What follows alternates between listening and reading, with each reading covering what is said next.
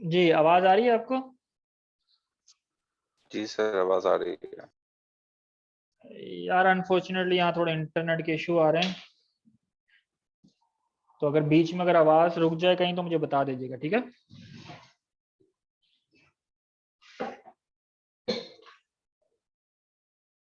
ठीक है सर। अच्छा फुरकान, दो बच्चे रह गए थे। जी सर, एक शुमाइल रह गए थे और दूसरे अकील अहमद। ठीक है, क्लास के बाद जो भी है वो मुझसे ज़रा, अभी मैं 2 मिनट में वाइवा ले लूँगा इनका। ठीक है सर, मैं इनको बता देता हूँ।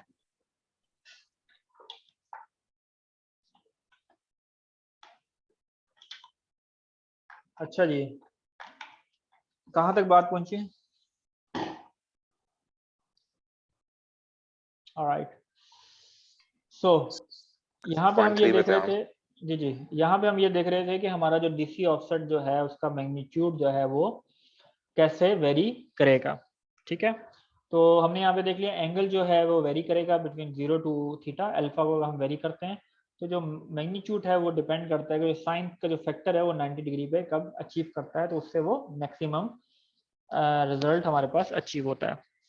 A short circuit current may occur at any instant during a cycle of the AC source, that is alpha can have any value interested in the large। लेकिन हम लोग जो इंटरेस्टेड हैं यहाँ पे, जो interested in the larger, but we are interested in the larger fault current and it is important to analyse, so we choose alpha is plus minus 90 degree.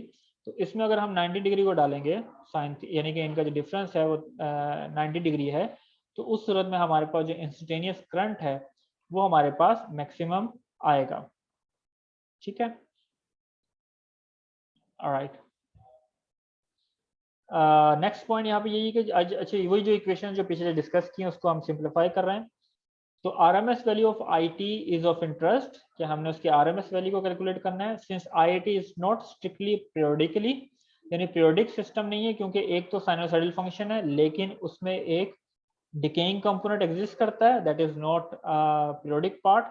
So it's RMS value is not strictly defined, यानी कि कोई ऐसा direct formula नहीं है जिसके जरिए हम उसको आइडेंटिफाई कर सकते हैं। So however treating the expansion term as a constant, तो हम उसको कांस्टेंट के तौर पर ट्रीट करते हैं, यानी कि साइन फंक्शन उसमें हम नहीं लेते। As a constant we stretch the RMS concept to calculate the RMS asymmetrical fault current with the maximum DC offset। तो हमने मैक्सिमम डीसी ऑफसेट की वैल्यू हमने कैलकुलेट कर ली। यहाँ पे IAC का जो RMS वैल्यू आ जाएगी इसका स्क्वायर हम ले लेते हैं, और अगर इसको सिंप्लीफाई कर दें तो हमारे पास जो डीसी कंपोनेंट का फैक्टर है वो कुछ इस तरीके से ऐड ऑन हो जाएगा, यानी कि 1 + 2 times e⁻⁻2t divided by time period. यहाँ पे अगेन t जो है that would be equal to x divided by 2 pi F R, and t is equal to tau by f के तौर पे हम उसको रिप्रेजेंट कर सकते हैं, where tau is a time in cycle, यानी कि टॉ हम कहते हैं कितने साइकिल के बाद ये हमारा जो डीसी कंपोनेंट जो है वो डिके आउट हो जाएगा। ठीक हो गया। अच्छा, अब इसकी जो आरएमएस वैल्यू है वो नॉर्मली हम रिप्रेजेंट करते हैं इस इक्वेशन से, यानी कि I R M S with the function of toe.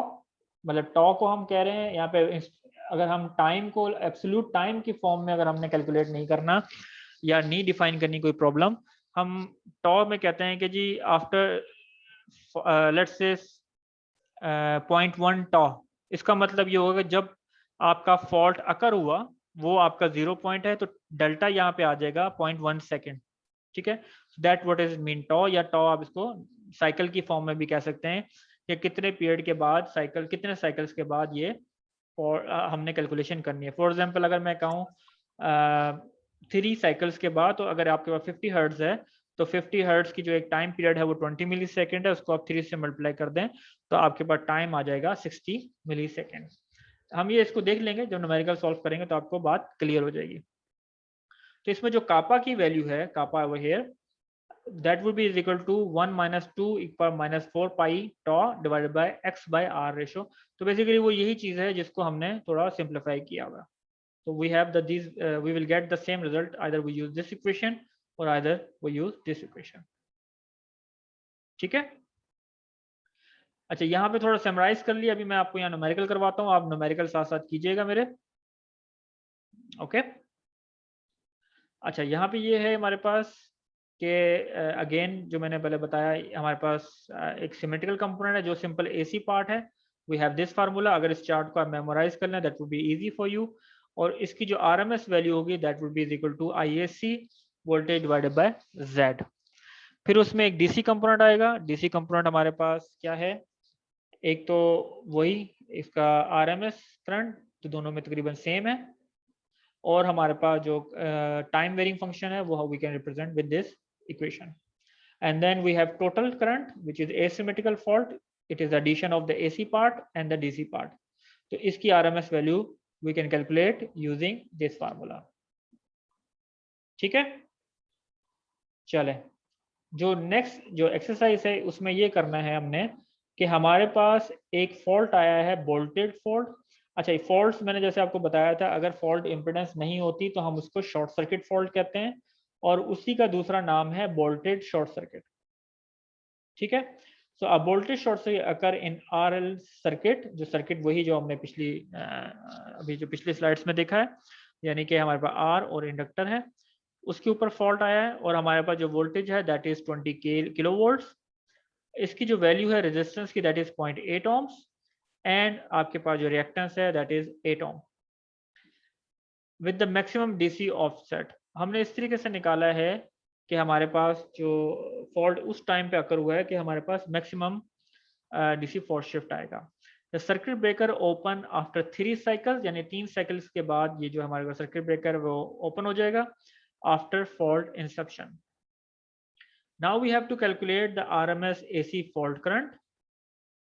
We have to calculate the RMS momentary current at tau 0.5 cycle, यानी कि 0.5 साइकिल के बाद हमने कैलकुलेट करना है कि हमारा करंट क्या होगा, which passes through the breaker before it opens, यानी कि उसके ओपन होने से पहले, क्योंकि हमारा ब्रेकर जो है वो 3 साइकिल्स के ऊपर ओपन हो रहा है।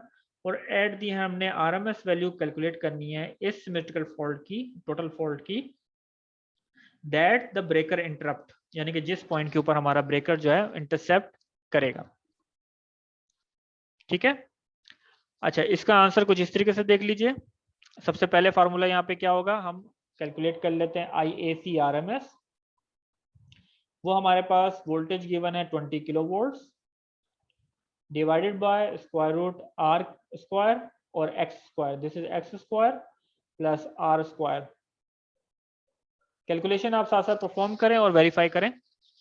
तो उस वक्त जो हमारे पास RMS वैल्यू आ जाएगी AC फॉल्ट की, that would be about equal to 2.488 kilo amperes. Okay, अच्छा अब जब हमने मोमेंटरी फॉल्ट कैलकुलेट करना है, यानी कि इंक्लूडिंग द डीसी कंपोनेंट, हम इसमें इंस्टेंटेनियस फॉल्ट ही कैलकुलेट कर रहे हैं, that include both AC component and the DC component. But then we have to calculate what would be the value when RMS value when the time would be 0.5 cycle. ठीक है, यहाँ पे आप cycle जो calculate करें इसकी value को verify करें। मुझे ये बताएं यहाँ पे फ्रीक्वेंसी क्या ली गई है, मैंने 60 हर्ट्ज लिया है कि 50 हर्ट्ज लिया है। हमारे पास ये फार्मूला है जिसमें हमने लिखा है 1 + 2 e⁻⁻⁴ पाई टाइम साइकिल, हमारे पास 0.5 आ गया, टॉ डिवाइडेड बाय 10। ठीक है, ये 10 कैसे आया, इसका फार्मूला क्या है हमारे पास,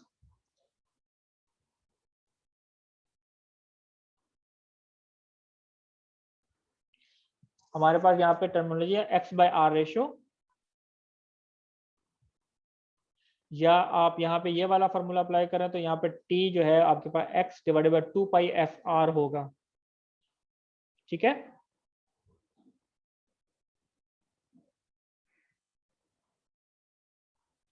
तो यहाँ पे जो 10 है वो बेसिकली x/r रेशियो है, यानी कि x हमारे पास है 8 divided by 0.8 that would be r, that would be equal to 10।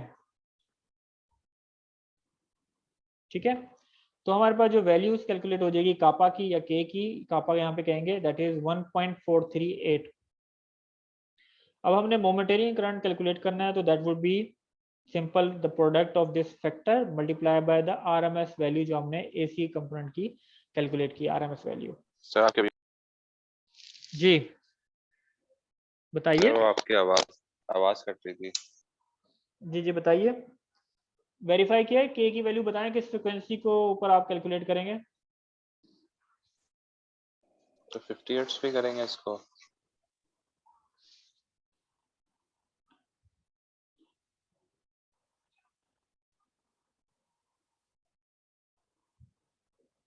खैर फार्मूला तो यहाँ गिवन फ्रिक्वेंसी की आपको जरूरत नहीं है। यहाँ फार्मूले में क्या -4 pi tau divided by x by R, तो टॉ आप डायरेक्टली साइकिल्स में बताया हुआ है, तो 3 साइकिल्स आप डायरेक्टली यहाँ पे 0.5 साइकिल आप डायरेक्टली यहाँ पे इंसर्ट कर देंगे। ठीक है। अच्छा जी, उसके बाद यही चीज आपने कैलकुलेट करनी है, वो क्या करंट होगा जब 3 साइकिल्स क्रॉस हो जाएंगे। तो सेम फार्मूला आपके पास होगा, कापा की वैल्यू आप कैलकुलेट करेंगे। यहाँ पे जो आपके पास टाइम आ जाएगा या टॉ आ जाएगा वो 3 साइकिल्स आ जाएगा। अब आप नोट डाउन करें, आपका ये जो फैक्टर है that is less than this factor. This implies that कि आपका जो शॉर्ट सर्किट करंट होगा वो कम हो जाएगा और डिके कर जाएगा। तो उसकी वैल्यू आपके पास क्या होगी, आपका 3 साइकिल के जिस साइकिल्स के ऊपर आपका ब्रेकर ट्रिप करेगा that would B 2.544 kilo amps. Alright, यहाँ तक बात समझ आ गई। सर ये वापसी रिपीट कर देंगे। ये सर मुझे भी ये चीज समझ नहीं आई। ये बताएं क्या समझ नहीं आया। सर ये कि ये किस तरह से मतलब ये डिके क्यों होगा। देखिए दो कंपोनेंट है ना, एक एसी कंपोनेंट है जो साइनोसाइडल है। ठीक है, हम यहाँ पे आरएमएस वैल्यू की बात कर रहे हैं, हमने जो ओमेगा टी का फैक्टर है वो एलिमिनेट कर दिया ना। अब इसमें दो कंपोनेंट है, एक एसी कंपोनेंट है और एक डीसी कंपोनेंट है। जो डिके करता है करंट, जैसे मैंने आपको बताया था जो पिछली हम डिस्कस किए उसमें, तो विद रिस्पेक्ट टू टॉ यानी टाइम गुजरने के साथ साथ हमारा जो ये कंपोनेंट है वो डिके करेगा, कम हो जाएगा। तो सबसे पहले हमने कैलकुलेट किया 0.5 सेकंड के ऊपर हमारे पास जो कितना अमाउंट ऑफ करंट है, यानी कि जो कापा की वैल्यू है वो कितनी आ रही है। और फिर हमने उसको कंपेयर किया कि हमारे पास जो 3 साइकिल्स के ऊपर अगर टाइम गुजर जाएगा, 3 साइकिल्स क्रॉस हो जाएंगे, तो उस वक्त हमारा करंट कितना कम होगा, यानी डिके कितना हो जाएगा। फॉर एग्जाम्पल यहाँ पे मैं डायग्राम को दोबारा दिखाता हूँ। देखें ये डेरिवेशन की है ना पूरी, ये वाला पार्ट हम ये करिए। देखिए जो ये जो डीसी कंपोनेंट है that is going to decay. ठीक है, एक हमारा एसी कंपोनेंट है ये वाला और ये डीसी। अब हो हमने ये कैलकुलेट करना है कि पहले ये 0.5 साइकिल पे समवेयर हेयर होगा और फिर हमने चेक किया कि 0.3 साइकिल्स के ऊपर उसकी वैल्यू क्या होगी। वक्त के साथ साथ इस कंपोनेंट में ये आपका टोटल करंट है, हम टोटल बेसिकली टोटल करंट ही कैलकुलेट कर रहे हैं। और हम ये देख रहे हैं कि ये जो इसकी जो आरएमएस वैल्यू है, ठीक है, वो कम हो रही है। यानी कि इस पॉइंट के ऊपर देखें, अगर ये पीक है सिंपल एसी पार्ट की, तो टोटल जो है वो बेसिकली इसी के ऊपर अलाइन हो जाएगा वक्त के साथ साथ, क्योंकि इसमें जो डीसी कंपोनेंट है वो खत्म हो जाएगा, तो सिर्फ और सिर्फ एसी कंपोनेंट रह जाएगा उसके अंदर। ठीक है,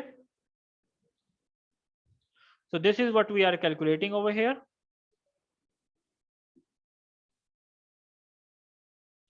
कि आफ्टर 3 साइकिल्स कि हमारा अमाउंट ऑफ करंट कितना होगा एंड देन और एट 0.5 से कितना होगा।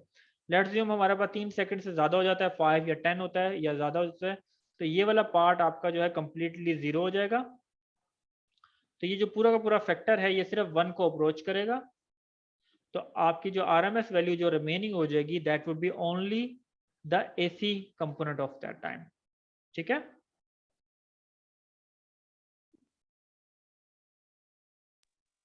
सर मतलब जो के साइकिल जो होगा वो 1 हो जाएगा अगर 10 के ऊपर हो तो। जी जी, यानी कि आपके पास देखो मैंने आपको बताया ना पहले भी आपको, ये वेरी कर रही है ऐसी। ठीक है, लेट्स अज्यूम अगर डीसी फॉल्ट या डीसी कंपोनेंट नहीं होता तो डायरेक्टली आपके पास ये पीक आती, लेकिन अब चूंकि इसमें डीसी कंपोनेंट भी है so that's why you have some peaks. जो कि वक्त के साथ साथ डिके होगी, और वो हमने ये कैलकुलेट करना है कि टाइम के लिहाज से उसका कितना डिकेइंग कंपोनेंट कितना डिके हो रहा है। सर ये जो आई रूट मीन स्क्वायर हमने निकाले हैं दोनों साइकिल्स के लिए, वो हम टोटल करंट के लिए निकाल रहे हैं। ये जो आई मोमेंटरी है बेसिकली टोटल करंट है at different time varying function है ना। मैं इक्वेशन दिखा देता हूँ, ये देखो ना, ये चीज है, वी यूज दिस फार्मूला, ये फंक्शन ऑफ टाइम है, और ये टोटल करंट का हम निकाल रहे हैं RMS value. Okay, yes sir. ये डेरिवेशन दोबारा देख लो, मैंने यहाँ पे पहले भी बताया था, बेसिकली जब आप आरएमएस वैल्यू चूज करते हैं तो वो तो आपके पास कांस्टेंट होती है ना। अगर आप साइनोसॉइडल ले लें प्योर, ये इसका फार्मूला क्या होगा, यू या आई ले लें, जो भी पीक ले लें, sine omega T let's say, तो this is a peak.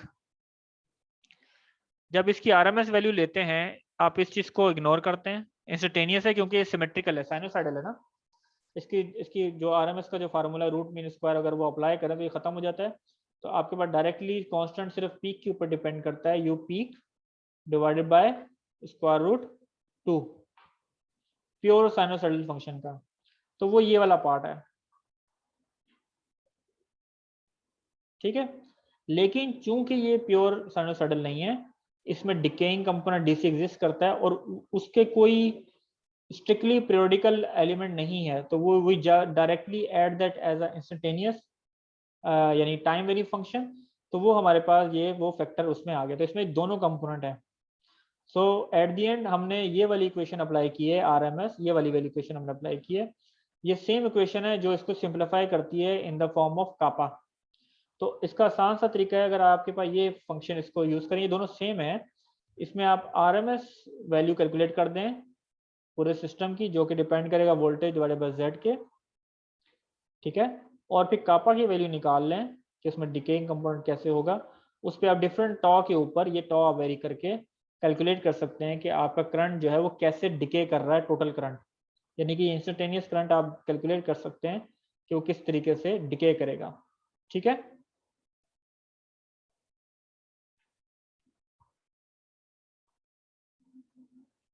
Alright, we did that in this exercise. अच्छा, अब हम यहाँ पे एक चीज देखना चाहते हैं कि अगर सिंक्रोनस मशीन है उसकी जो रिएक्टेंस है अगर वो वेरी कर रही है विद रिस्पेक्ट टू टाइम, तो उसकी इक्वेशंस क्या होंगी, वो थोड़ी सी कॉम्प्लिकेटेड है। लेट्स से उसकी कुछ न्यूमेरिकल सॉल्व करके देखते हैं। उसमें क्या, one way to investigate the 3-phase short circuit at the terminal of the synchronous machine is to perform a test on an actual machine.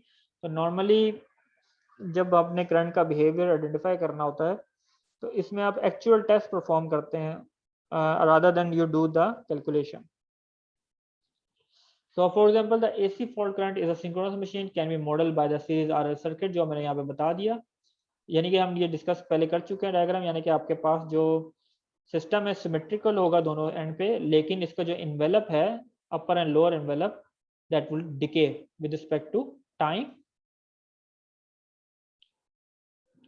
यहाँ पे वही बातें दोबारा एक्सप्लेन की गई हैं, मैं आपको दोबारा एक्सप्लेन करता हूँ क्लैरिटी के लिए कि the magnetic flux caused by the short circuit armature current और by the reluctance armature MF या मैग्नेटोमोटिव फोर्स जो अगर आपकी इंटरनल जनरेट होती है is initially forced to flow through high reluctance path that do not link the field winding और damper circuit. यानी कि हमारे पास जो इंटरनल वाइंडिंग होती है उसमें हम जो फ्लक्स प्रोड्यूस होता है शॉर्ट सर्किट करंट की वजह से वो फ्लो करने की कोशिश करता है हाई रिलक्टेंस, यानी कि उसमें जो रेजिस्टेंस है वो कम से कम होती है, ठीक है। और जो डैम्पर सर्किट होता है उसके साथ जो लिंक नहीं होता फील्ड वाइंडिंग के साथ। This is the result of the theorem, मैंने इसमें जो कांस्टेंट जो फ्लक्स लिंकेज प्रिंसिपल उसमें अप्लाई होता है, which state that the flux linking a closed winding can not change instantaneously. यानी कि जो इंडक्टर का जो बिहेवियर है, जो इंडक्टर को हम कहते हैं ना, उसका rate of change of current जो है वो सडनली चेंज नहीं हो सकता। तो ये उसी प्रिंसिपल के ऊपर काम करता है, क्योंकि जो मशीन होती है उसके अंदर ज्यादातर जो बिहेवियर है उसका वो इंडक्टिव बिहेवियर है। So the armature inductance which is inversely proportional to the reluctance is therefore initially low. तो यह जाहिर सी बात है जो xt जो डबल डैश है हमारे पास जो सब ट्रांजिएंट रिएक्टेंस है वो हमारे पास कम आती है. As the flux then move toward the lower reluctance path, the armature inductance increase. तो वक्त के साथ साथ जो उसकी जो रिलक्टेंस है वो कम होती रहती है, तो हमारे पास जो रिएक्टेंस की जो वैल्यू है इंटरनल वो इंक्रीज हो जाती है. ठीक है. अच्छा जी, अब यही वही बातें मैं पहले भी कर चुका हूँ. इसमें दो चीजें होती हैं, एक डायरेक्ट एक्सिस कंपोनेंट होता है मैग्नेटिक फील्ड का, और एक क्वाड्रेटिक जो कहते हैं एक्सिस उसको रिप्रेजेंट करते हैं. नॉर्मली ये जो कंपोनेंट होता है इसकी कोई खास कंट्रीब्यूशन नहीं होती सिस्टम में, क्योंकि उसकी जो रेजिस्टेंस होती है वो बहुत कम होती है. तो यानी कि इस कंपोनेंट को हमें कंसिडर करने की जरूरत नहीं होती. तो प्राइमरीली जो हमारे पास रिएक्टेंस होती है that would B only these 3 one. चलिए मैं इसको डिटेल में नहीं एक्सप्लेन करता, इसमें सिंपल मैं आपको एक इक्वेशन दिखा देता हूँ. This is the equation. ठीक है. ये वो बिहेवियर है जो सिंक्रोनस मशीन का आप रिप्रेजेंट कर सकते हैं. मतलब जो उसकी जो रिएक्टेंस जो है वो वेरी करती है, उसकी करंट को आपने कैलकुलेट करना है, तो आप using this equation we can solve that. इसमें देखिए 3 पार्ट है. एक तो सब ट्रांजिएंट पार्ट है, ट्रांजिएंट पार्ट है और सिंक्रोनस पार्ट है. ठीक है. ये आपका वही साइनोसॉइडल फंक्शन है, that is the time varying function. इसमें ये देखें कि अगर जो इनिशियली जो डोमिनेट करेगा टाइम ओवर हियर, आपका जो टॉ है ये कम होगा. So that's why this component dominant as compare to this part. ठीक है. इनिशियली फिर उसमें ये क्या होता है कि जो इसका जो मैग्नीट्यूड है वो वेरी करता है इन दोनों की डिफरेंस की वजह से. सब transient reactance minus transient reactance की, ये इंटरचेंजियस करंट की मैं बात कर रहा हूँ. आफ्टर टाइम डी डैश यानी सब ट्रांजिएंट टाइम, हमारे पास जो रिएक्टेंस जो करंट का कंपोनेंट है वी एड ऑन, यानी कि उसमें जो मेन डोमिनेंट पार्ट होगा that will become this one.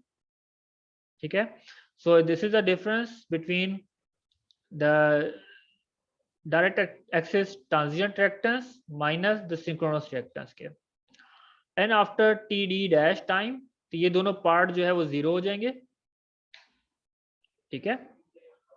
जो आपकी जो मेन प्राइमरी जो करंट का जो मैग्नीट्यूड वो लिमिट हो जाएगा ओनली बाय दिस रिएक्टेंस के, that is called synchronous reactance.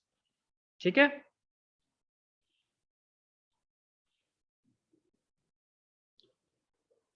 Alright.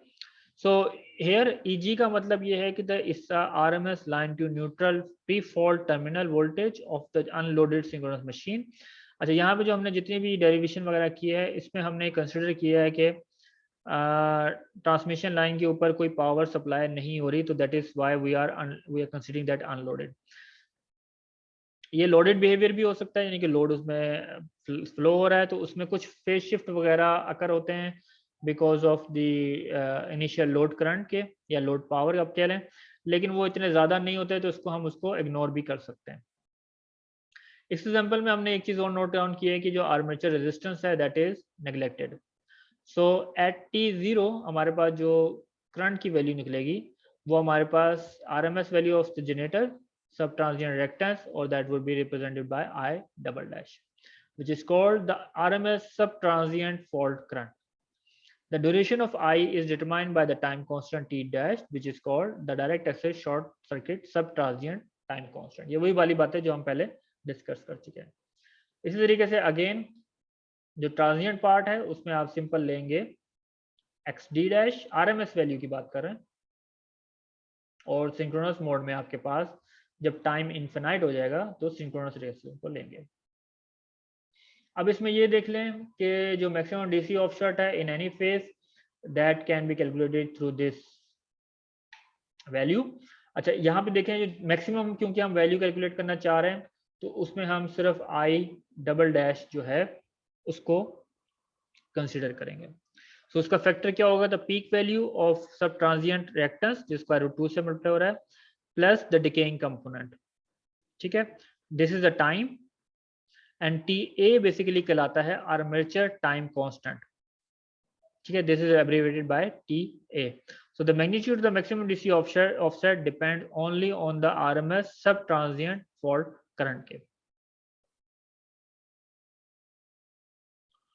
इस चार्ट में मैं थोड़ा सिंप्लीफाई किया हुआ है, बेसिकली ये बुक से लिया है मैंने, जे डंकन की, मैं आपको लेक्चर अपलोड कर दूंगा, इसका कोई मसला नहीं है, उसमें ये तमाम इक्वेशंस और फार्मूले वगैरह गिवन है, ठीक है। तो इसको सिंपल रिकॉल कर लें। अगर सिमेट्रिकल एसी कंपोनेंट कैलकुलेट करना है तो जो टोटल करंट है दैट वुड बी IACT। इस सिमेट्रिकली फॉल्ट होगा क्योंकि अगर हम इस जो इक्वेशंस हमने कंसीडर किए इसमें DC ऑफसेट वगैरह कंसीडर नहीं किया हुआ, तो जो इंस्टेंटेनियस करंट है that would be equal to this value. फिर उसके बाद हमारे पास 3 किस्म के करंट होंगे, RMS वैल्यू होगी उनकी, that is sub transient, transient और steady state current. So we can calculate using this formula. फिर उसके बाद हमारे पास जो मैक्सिमम DC ऑफसेट वैल्यू अगर हमने कैलकुलेट करनी है we can use this one, और सिमेट्रिकल टोटल करंट जो है वो इन दोनों का सम हो जाएगा, which would be equal to this one. ठीक हो गया, बात समझ आ गई? सर ये टोटल नहीं, आर्मेचर टाइम कांस्टेंट, ये क्या चीज होती है? ये वो टाइम कांस्टेंट है जो स्टडी स्टेट अचीव हो जाती है, ठीक है। यानी कि जब आपकी जो रिएक्टेंस है वो चेंज होना बंद हो जाती है, ठीक है, उसको कहते हैं।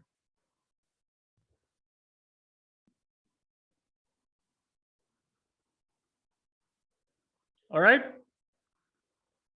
Yes sir. अच्छा जी, ये न्यूमेरिकल है या न्यूमेरिकल देख लें। लेट्स अज्यूम हमारे पास एक जनरेटर है विच की कैपेसिटी है 500 MVA, वोल्टेज लेवल इसका 20 kV है, पावर प्लांट है कोई, इसका 20 kV है इसका, फ्रीक्वेंसी हम यूज करते हैं 60 हर्ट्ज, यहाँ पे सिंक्रोनस जनरेटर है, और उसकी जो सब ट्रांजिएंट रिएक्टेंस है that is equal to 0.15 per unit में बात करते हैं।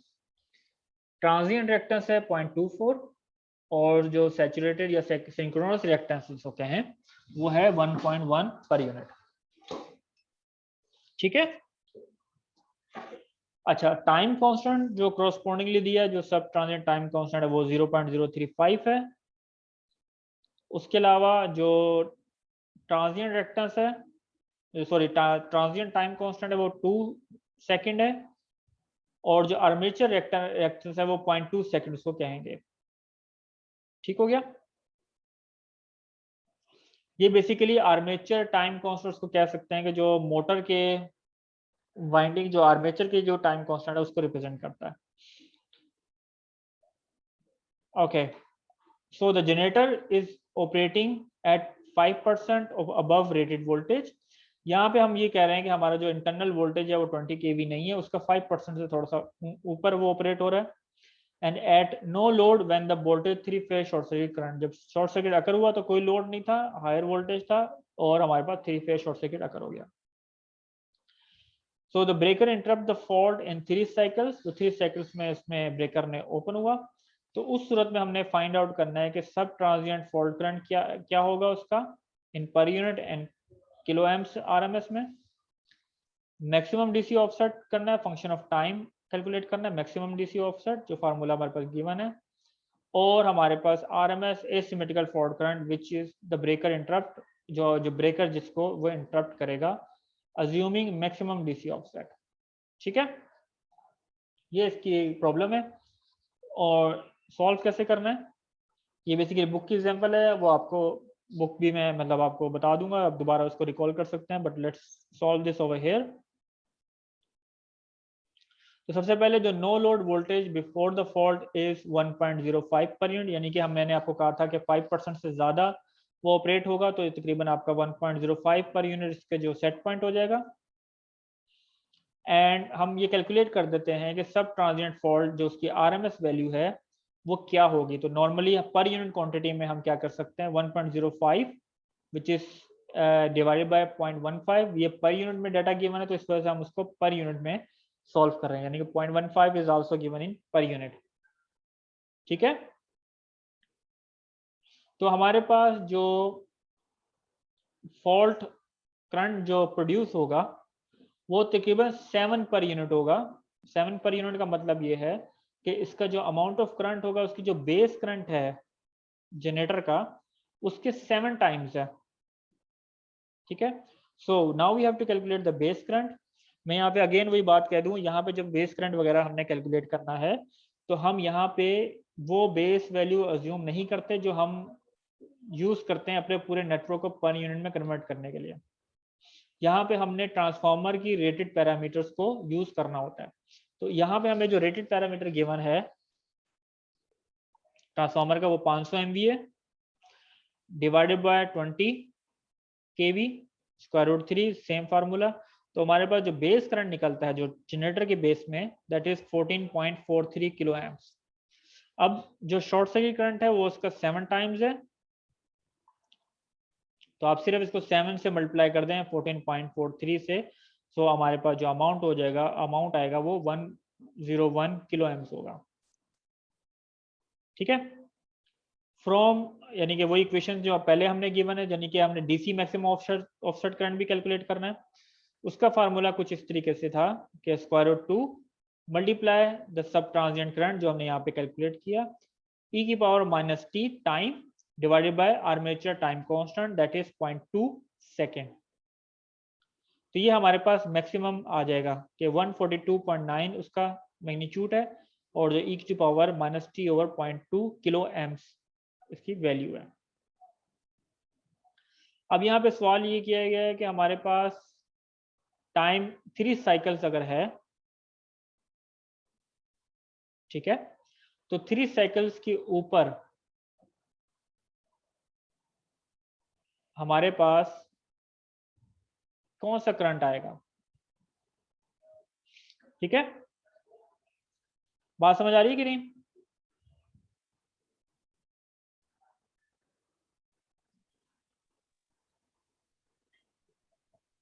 तो थोड़ी बहुत आ रही, थोड़ी बहुत नहीं। अच्छा ये मुझे बताएं 0.05 कैसे आया?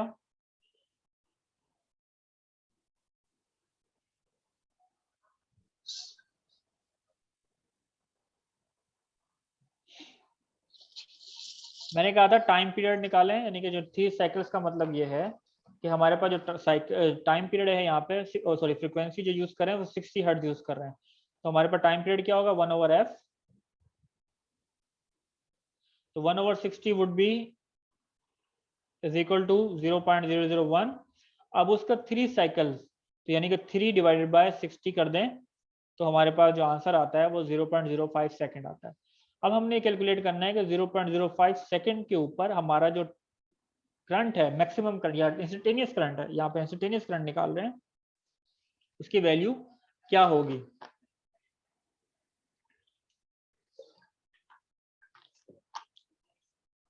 ठीक है,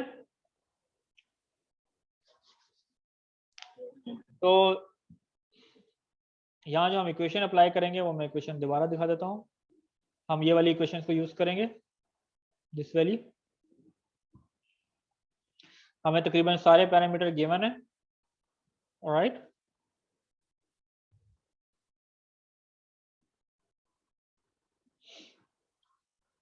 वोल्टेज है 1.05, sub transient reactance again this is the same value as saturation reactance.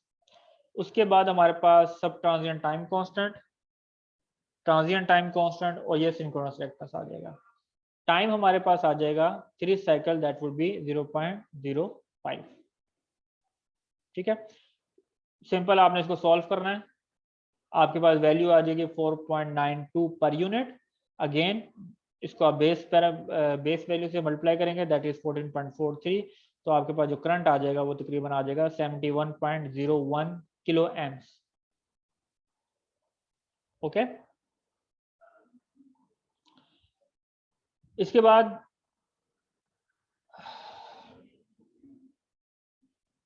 अगर हमने सिर्फ इसका symmetrical account for the time varying symmetrical component fault current अगर ऑब्टेन करना है तो वी हैव अनदर इक्वेशन, यानी कि जो आरएमएस वैल्यू अगर हमने यूज करनी है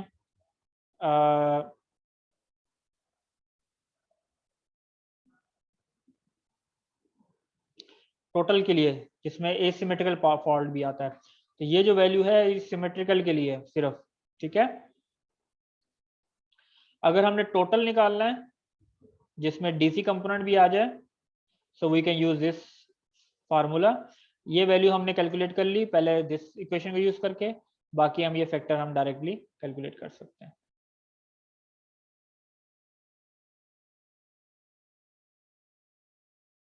ठीक है, तो यहाँ पे जो करंट वैल्यू है वो that will be equal to this one which is 71.01 kilo amps, और जो डिकेइंग कंपोनेंट है sub transient reactance this is about कितना आया था 142, ये 101। ठीक है, और उसके बाद जो टाइम आर्मेचर टाइम कांस्टेंट ले लें 0.2, और टाइम आप यहाँ पे ले लें 0.05। सेम इक्वेशन है, इसको थोड़ा मॉडिफाई किया, यानी कि ये चीज कंपोनेंट कॉमन ले लिया आपने। ठीक है, तो उसको सिंपल रेशियो की फॉर्म में उसने डिवाइड कर लिया। No need to do that, अगर आप नहीं करना चाहते हो आप डायरेक्टली इसको उस तरीके से सॉल्व कर सकते हैं। तो एट दी एंड हमारे पास जो टोटल करंट आ जाएगा जिसमें डीसी कंपोनेंट भी शामिल है, तो वो हमारे पास आ जाएगा तकरीबन 132 किलो एम्प्स के करीब। जो फॉल्ट होगा that would B that amount. ठीक है,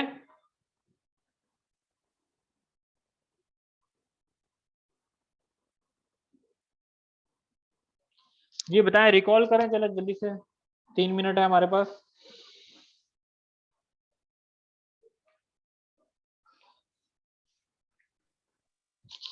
ठीक है सर, न्यूमेरिकल समझ आ गया आखिरी वाला भी।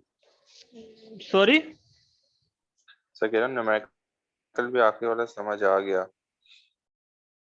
ठीक है, इसकी प्रैक्टिस कीजिएगा, 2-3 बुक्स में इसी तरह के सवाल दिए हैं मैं, तो उसकी प्रैक्टिस करें, उसमें कोई इतना मुश्किल नहीं है।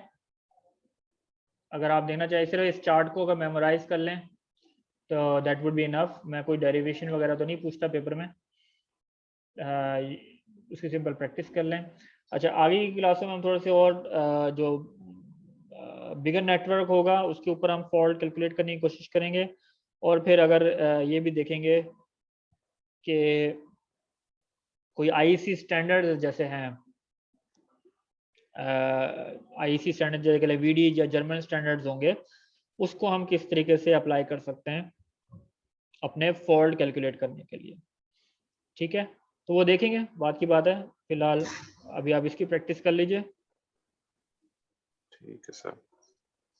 अच्छा, अभी सेशन ये एंड हो जाएगा तकरीबन 2 मिनट के बाद, तो आप लोग जो जिन्होंने वाइवा देना है 2 स्टूडेंट, वो दोबारा लॉगिन कीजिएगा सेम आईडी पासवर्ड से।